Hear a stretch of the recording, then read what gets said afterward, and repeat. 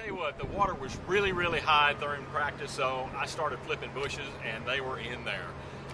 Picked up a rodent, Strike King Rodent, and just started pitching around the bushes with a 1/4 ounce weight, tungsten weight, and a 6/0 Trocar TK130 hook, 20-pound string line, and just hang on. They would suck it down. So it turned out that the water stayed high, and they kept it up, and I was able to catch a big bag the first day, 18, almost 19 pounds the first day. Second day, I should have had about 20 pounds. Doing the same thing, flipping. I lost a big one. I lost 2 good ones that day, which was like the only 2 real fish that I lost the whole tournament. I lost one over 5, pulled him up in a bush, and he was shaking around, and before I could get over to him, he finally spun out and got unhooked, and then I lost one about 4. So those 2 fish cost me having a really, really strong finish here, but it was a tremendous tournament. When you can count all the fish you lost on one hand, it was a great tournament, just flipping and fishing in the bushes with the Trocar and the rodent.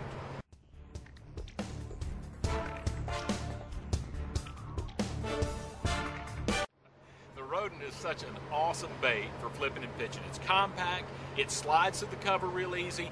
You can pitch it into bushes, you can pitch it into grass. There was a lot of flooded grass, and that made it where it was the absolute best for working these type of conditions. These high flooded water conditions, it was perfect. Slow fall, pitch it in, let it sink. I didn't fish it fast. I figured the water temperature was getting to the 60 and you're looking at fish maybe starting to spawn. I fished it pretty slow. They loved it.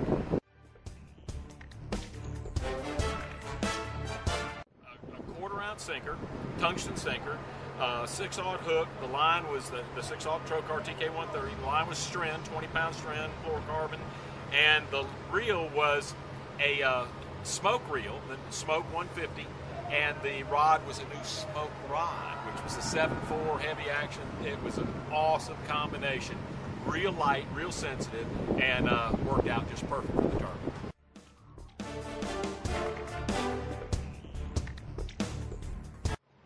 To go right now. We get to drive about 9 hours over to Goledo Bend, and it's a Texas-Louisiana border lake. It's going to be really fun. I can't wait to get there. I'm hoping that when I get there, there's still some fish spawning, because they started there a lot earlier than what they're doing over here. They're just getting ready here. There they've been doing it. So I'm looking forward to getting over there. Hopefully I'll be sight fishing. I'll be pitching that rodent, that rage crawl, and a combination of Strike King baits in the beds.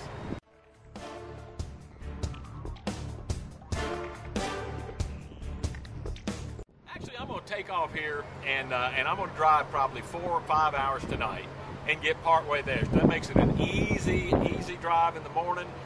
Get there about noon, get everything set up, make sure I got licenses. You got to gas your boat, fill the oil, redo my tackle, get everything ready, repack the boat for Goledo Bend, and check out maps, water temperatures, little things like that you can do. So there's a lot of work to be done when you get over there. Set up shop and get going. Goledo Bend in Texas is right there. Actually, we're going to be on the Texas, Louisiana side, and just it'll be fun. It's a ton of timber. It's flooded timber, but Goledo Bend's it's a very, very special lake in the sense that I remember reading about that when I was a kid and how good the fishing is there, and it's still extremely good.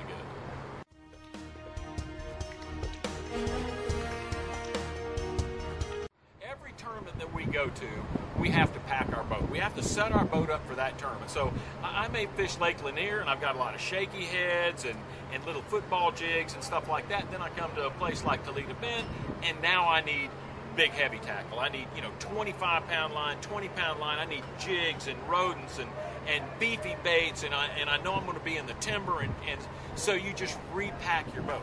You make sure you get the tackle out that you're not going to need, and then you put new stuff in and try to get it just where this is what I'm going to need in this tournament.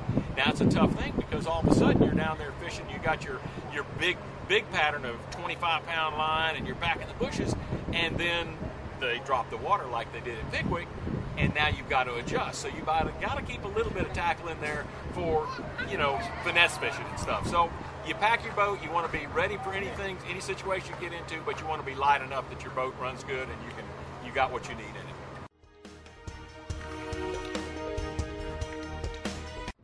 I don't don't get home till basically May. The end of April I get home.